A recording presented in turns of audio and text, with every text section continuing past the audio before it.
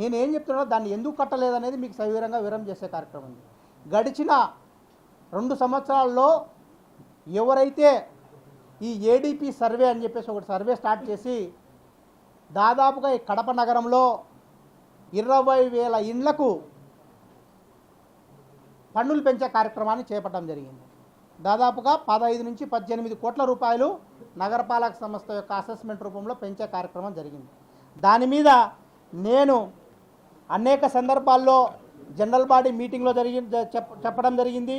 అలాగే మన పత్రికా సహోదరులందరి ముందు కూడా మా కార్పొరేటర్లందరం కూడా ఆ రోజు ఇదే ఛాంబర్లో యాజ్ ఎ కార్పొరేటర్లుగా మేము 30 మంది కార్పొరేటర్లు ప్రెస్ మీట్ పెట్టడం జరిగింది.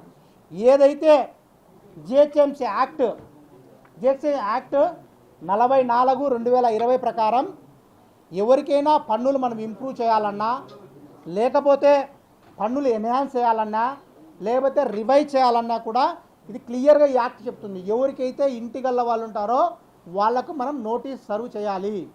ఆ నోటీస్ సర్వ్ చేసిన తర్వాత వాళ్ళ యొక్క అబ్జెక్షన్స్ ఏమైనా ఉంటే తీసుకొని దాని తర్వాత వాళ్లకు ట్యాక్స్ అనేది ఫిక్స్ చేయాలి. అది ఎన్హాన్స్ చేసినా, ఇంప్రూవ్మెంట్ చేసినా, కొత్తగా వేసినా అనేది జిహెచ్ఎంసీ యాక్ట్ క్లియర్గా చెప్తుంది.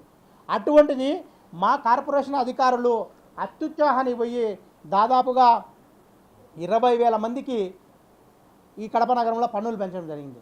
దాని మీద మేము జనరల్ బాడీలో మా సహచర కార్పొరేటర్లు అందరం కూడా కలిసి ఒకటే తీర్మానం చేసినాం. ఈ పెంచిన పన్నులు మీరు అసంబద్ధంగా పెంచొద్దండి, ఖచ్చితంగా సహేతుకంగా. ఎవరైతే ఏం చేశారంటే ఎవరికి ఇంటి ప్లాన్ ఉన్నా కూడా ప్లాన్ లేదని చెప్పేసి 100% పైన అతను ప్లాన్ తీసుకొని ఉంటాడు, చిన్న పైన రూమ్ వేసుకొని ఉంటాడు. రూమ్ వేసుకుంటే దానికి తొందరగా 100% పెనాల్టీ వేసి పెంచడం జరిగింది.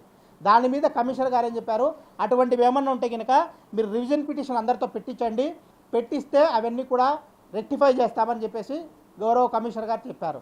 అప్పుడు ప్రజాస్వామ్యబద్ధంగా ప్రతి ఒక్క పౌరునికి ఉన్నట్టు హక్కు మాదిరే మా అమ్మ కూడా 21/4/2025 రివిజన్ పిటిషన్ పెట్టడం జరిగింది.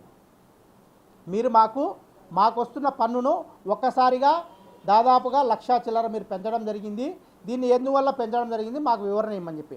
అప్పుడు మున్సిపల్ కార్పొరేషన్ అధికారులు వచ్చి ఎంక్వైరీ చేశారు. ఎన్నో తేదీ మేము పిటిషన్ పెట్టిన తర్వాత 3 రోజుల తర్వాత ఇది కార్పొరేషన్లో వచ్చి రివ్యూ చేసినది. మీ ఇంటి ప్లాను అవన్నీ మీ లేని వల్ల మేము 100% పెనాల్టీ వేస్తామని చెప్పారు. అప్పుడు నేనేం చేశాను, మా ఇంటికి సంబంధించిన మా అమ్మతో ప్లాన్స్ అన్నీ కూడా పబ్లిక్ హీరింగ్ నోటీస్ ఇచ్చారు. వాళ్ళు ఎప్పుడు ఇచ్చారు, నాకు 24